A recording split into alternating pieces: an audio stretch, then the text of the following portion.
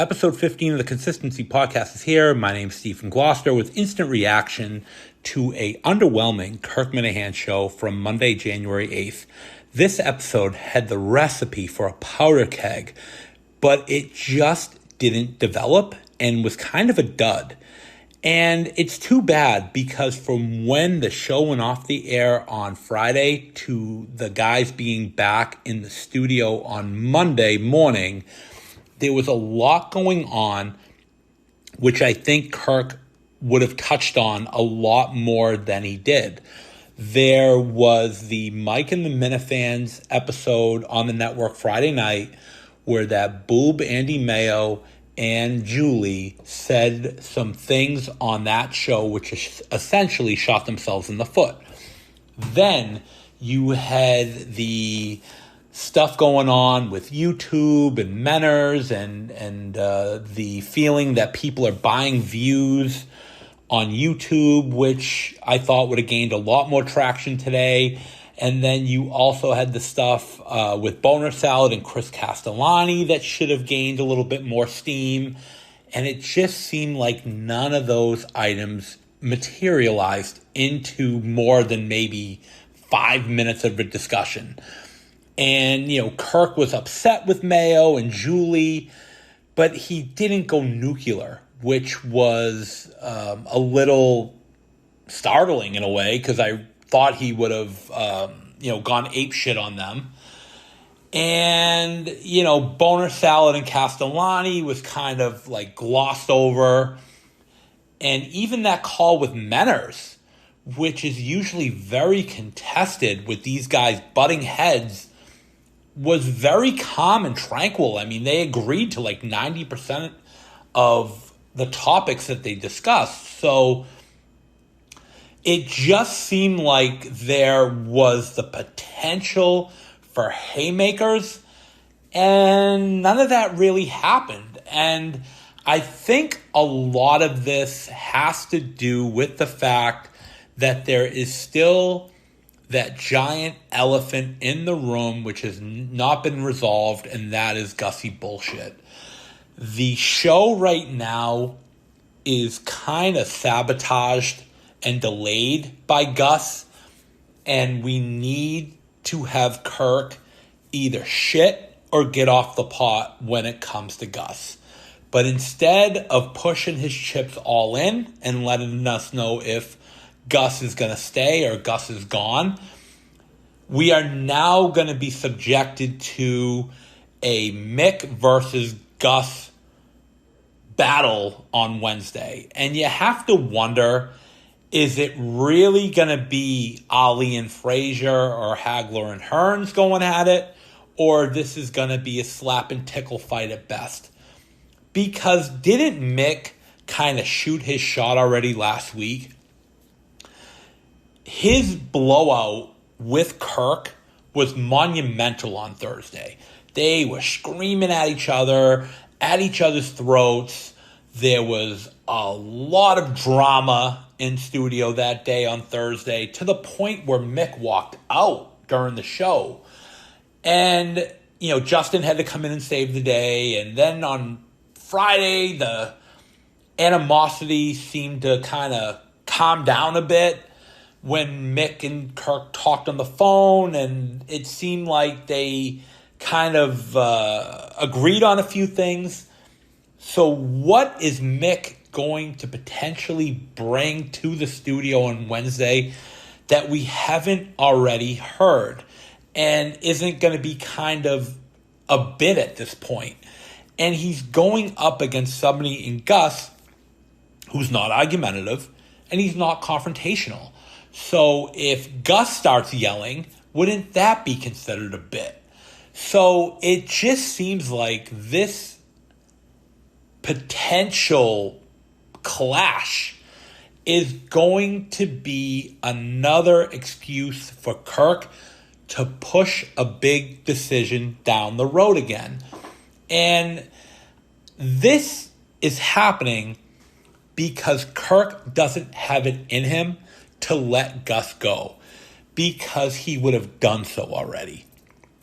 There is no way that he would have been suspended, And there's no way he would have made it past today if Kirk had it in his mind that he was going to fire him. And Kirk has said that when it comes to letting people go, he just can't do that. And he gave that example at the end of 2023 when he said that if he was on The Sopranos, he would be that guy in Satrials sitting around the table, playing cards, eating a sandwich, and busting balls with the guys. But if Tony asked him to whack somebody, he just wouldn't be able to do it. So what makes anybody think that he is going to go Michael Corleone at the end of The Godfather and settle all of the family business when he just doesn't have that in him? Yes, Kirk can be loud. He can be aggressive towards people. He can be insulting. He can be a genuine asshole. But when it comes to keeping people on or letting them go, he is the barking dog that doesn't bite. We saw that with Steve Robinson, and we saw that with Cullinane. He would get furious with them, say that he's going to fire them, but at the end of the day, he reached a mutual agreement with both of them to go their separate ways. And this is something that he should do with Gus, because from a business perspective, there is nothing that Gus said today that makes you feel like he is going to do good as a producer going forward. He couldn't sell any of his ideas. Everybody saw through it. He was lying. He was making shit up. He was giving empty promises. And there's no way that anything he said or promised is going to come true. So from a business perspective, you are supposed to let somebody like that go. And if there was a third party, somebody that had never listened to the show before, and they listened today, and they heard Kirk, and they heard Gus, and they heard what was going on, I don't think that that person's recommendation would be to keep Gus employed. But until Kirk lets us know what he's thinking, then all he's really doing is kind of nauseating a lot of people at this point, because this angle is jumping the shark, and we all really need to know what the path is going forward. Because at the end of 2003, the shows were dynamic.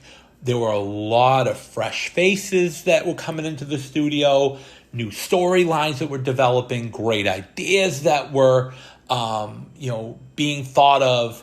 And I feel like any of these people or topics or storylines are getting delayed because Kirk won't push his chips all in either way. And until that happens, I just think that we're going to get a lot of the episodes that we got today, which will not live up to the hype. And of course, none of them can match what happened last week. Last week was chaotic. It was the best week in show history. But how many more times are we going to have to listen to Kirk think out loud? Should I fire him? Should I not fire him? Should I bring in Mick? Should I not bring in Mick? Should I bring in Montante? Should I bring in Justin? When you know that he's just doing this to delay a decision that he needs to make. And, turning to Blind Mike or turning to Coleman and asking for their feedback or their advice, again, it's not going to matter at the end of the day, because Kirk needs to let us know what he plans to do. And again, to me, keeping Gus is like putting a lipstick on a pig. I mean, no matter what, it's still a pig. So why are we keeping somebody that just isn't going to be beneficial to the show going forward? Now, of course, there's that human element to everybody, myself included, that doesn't want to see the guy go. You feel bad. He does, present himself as a good person. But maybe, giving him some severance or trying to work with some other company to get him employed would be the better option, because certainly you don't want the guy on the street. But, something needs to break here. And if Kirk decides to keep him, then, maybe he can work with other people. Maybe, fans or people in the network can, pitch some ideas to him to help him keep his job. I mean, I don't know. But at this point, it's either fish or cut bait with Gus, but it's got to really happen soon, because it's really getting dumb at this point. And, no matter what, if Gus stays, people are going to listen. If Gus is let go, people are still going to listen, because this is the best podcast in America. We love Kirk. We're going to tune in. But now is time. He's really going to make a decision. So that concludes episode 15. We'll definitely be tuning in to the rest of the episodes this week, and we'll have some reaction over the weekend in episode 16. Until then, have a great week, and I'll talk to you soon.